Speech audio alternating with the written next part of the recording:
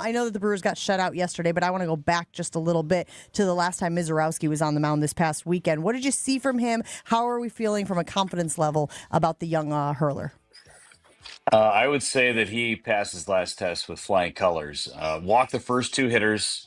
Chris Hook goes out there, talks to him, and then he has two-ball counts for the rest of the ball game.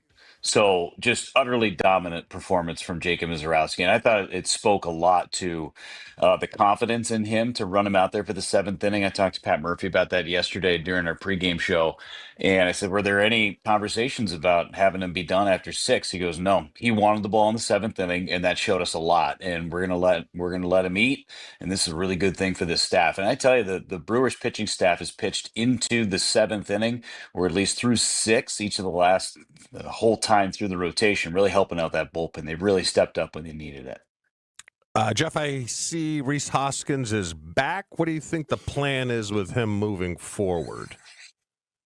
Well, I believe he's going to be activated today. Today was kind of the drop dead day that his rehab assignment was going to end. And for Reese, I think it's a big deal. You love to have that presence in the lineup at some point. Andrew Vaughn swinging the bat exceptionally well at first base, but to have a bat like Rhys Hoskins available to you on the bench late in a ball game, or even to start a ball game over at first base, I think it's a really big deal. The Brewers have been kind of clamoring for some power, but I know in August it showed up. September it's still there.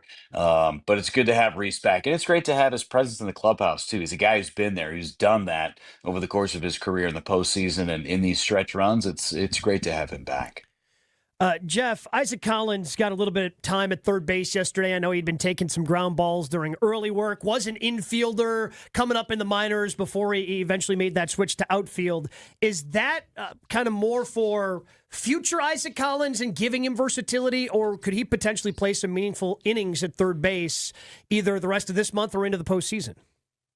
I think it could be a little preview of something to come there for Isaac Collins, because remember the reason Anthony Siegler was on this roster was for him to play third base and hit from the left side of the plate.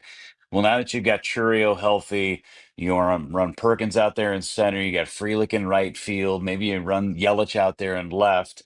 There's not a lot of space for Isaac Collins. So you want to try and create some space for him. Third base is the spot where you could potentially have that space for him.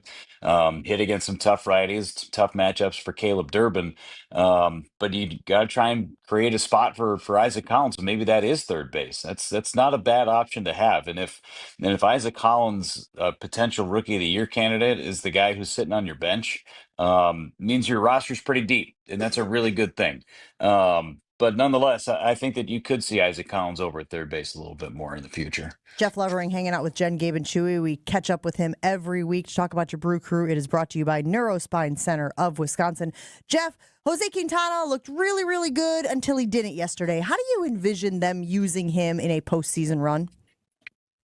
Yeah, he was perfect through four. And then a drop pop-up leads to a walk, and then the snowball kind of happens, and he threw one bad pitch and an 0-2 count, and it's a grand slam, and that's the difference in the ball game. Listen, he has been there and done that in the postseason, Jen. I think that he has a great repertoire. He has had some moments where the command just kind of loses it for a little bit. So you worry about that. But the way that the Brewers starting rotation is right now, if you're playing the future game and you spread things out, I'm not sure where he fits other than like a middle relief type of role. If someone struggles at the beginning of a ball game, you could come in and give you some bulk in that potential situation. But the way that it is right now, how can you not go with, in a 5-game series with the off days, how do you not run with a Woodruff, a Peralta, Priester, and Mizorowski? I mean, those are the horses that I feel like those are the guys that are going to be in your starting rotation in the postseason. But Quintana is a really good option to have. If you feel more confident with matchups and want a left-handed pitcher out there, he's a really good option to have. Jeff, how is Trevor McGill's rehab progressing? Going really well. It seems as if he's going to be activated sooner rather than later, which is a good thing for him. I mean, he threw a long bullpen, 30 pitches or so a couple days ago. You're probably looking a few days away. So hopefully next homestand, I think that's the goal for Trevor McGill. And it would be great to have him back. I know Abner Uribe's done a really nice job, but having those two horses at the back end of your bullpen really does a nice job of shortening that ball game. Jeff, I know Christian talked about it a little bit yesterday before the game, but there was a little bit of a panic going through Brewers fan base when he was unable to play because of the back injury.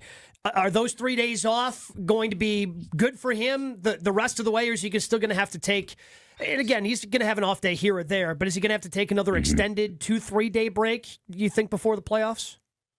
I mean, if last night was any indication, he hit the ball over 100 miles an hour every single time he came to the plate yesterday. He was nuking balls, so I think he's going to be just fine. But I would say that he's going to be good the rest of the way, just because of the built-in off days that the Brewers have in September. They're going to be off on Thursday. They're going to be off again on Monday, and then the following Thursday after that. So there's plenty of time for him to get the rest that he needs. There might be some matchups where he takes a day off. The Brewers are still fighting for that number one seed. They want that first round bye. They want to win the division. It's a 7.5 game lead over the Cubs right now, and those games are starting to dwindle. But once everything is all said and done, you could see some of these guys taking some days before the end of the regular season. But there are built-in days off for him anyway. All right, Jeff, take us inside that clubhouse. Give us a vibe check. How are the guys doing? Have you noticed any sort of pressure starting to ramp up, or have you seen that they've been able to just maintain that? I know we've talked about the underdog mentality, but just maintain this. Let's go out and have fun. Let's play some baseball attitude. Yeah, it is. It's stayed pretty consistent since about May. I mean, they were grinding there for a little while, but ever since the middle of May, this clubhouse has been the same, no matter what. During the 14-game winning streak, you wouldn't know they won 14 straight games. When they lost 4 straight games, you wouldn't know they lost 4 straight games. It is as even keel as a clubhouse as you can find, and that's a really good attitude. But these guys get what's going on. They're excited.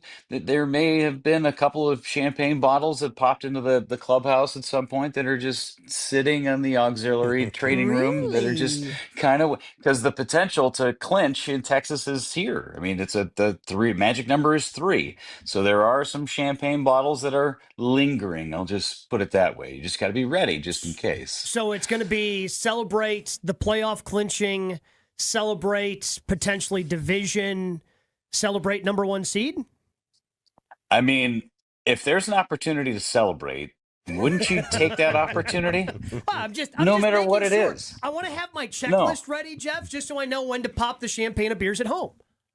I like it. Yes. Yeah. Just be ready. Just be ready for whenever the celebrations come. Be ready. And I think that in today's day and age, and we are so lucky as Brewers fans to have had the success that we have had over this stretch, right? Going to the playoffs 6 to 7 years, winning the division 3 different times. You could win the division for a 3rd straight season. You're only a couple of days away from doing that. Celebrate the moments. Celebrate every single one of them, because you don't know when it's going to happen again. Okay, so you mentioned Brewer fans. A producer for Unsportsmanlike here on ESPN Milwaukee, plays on ESPN, the network. He is a Phillies fan, and he was asking Brewers fans last week if we knew we had the best team in baseball, because he was disappointed, apparently, in the crowds of the games he was watching. Can you just set the record straight, please, for Pat Costello about how good Brewers fans are? They're amazing.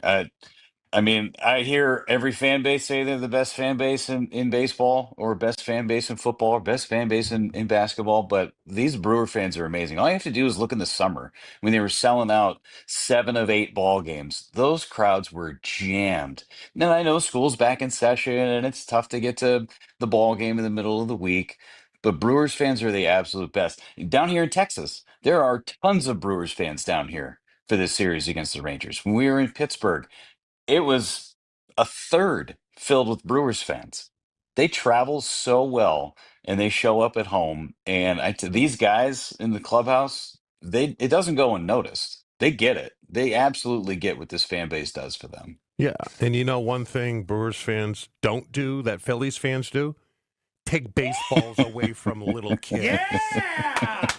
Right? Yeah, but that was Phillies on Philly fan crime. That was wild. Yeah. It was. You don't see Brewer fan on Brewer fan crime, No. Jen.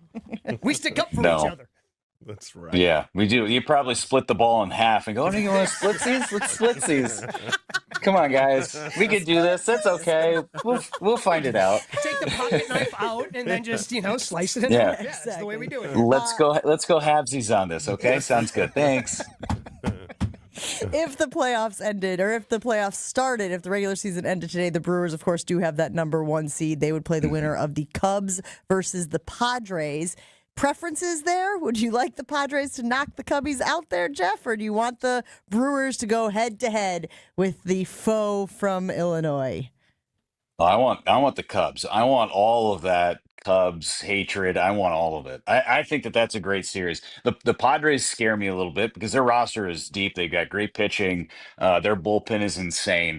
I think the Brewers know that they can beat the Cubs. They've done it before, even though they lost the season series. Plus, they'd have home field advantage. The Brewers do go to San Diego in a week and a half, so you're going to get a nice little litmus test with what you got going on with the Padres out there in San Diego. But I just think for the drama of it all, I think it would be great to play the Cubs in the playoffs. Can you imagine the boos Craig would get? Oh, yeah. Like for a playoff series? There's no halvesies in that series. Hopefully the crowd isn't halvesies. Hopefully, Yeah, I don't Brewers think it fans would be. fill See, the, I think in the playoffs it would. I don't think Brewers fans are selling their tickets to Cubs fans in that circumstance. No, standing room only. Jeff, Yeah. we really appreciate you hanging out with us. Safe travels to you, sir, and we will talk to you again next time. You got it. Talk to you next week, guys. Hey guys, it's Jen from Jen, Gabe, and Chewy. Thanks for watching our clip. I'm sure it was super informative and educational. I'm just kidding. I love those knuckleheads. And we do it live every Monday through Friday from 7 to 9 a.m. on 94.5 ESPN Milwaukee. Make sure that you like and subscribe and hit that notification bell so that you get informed anytime we drop new content.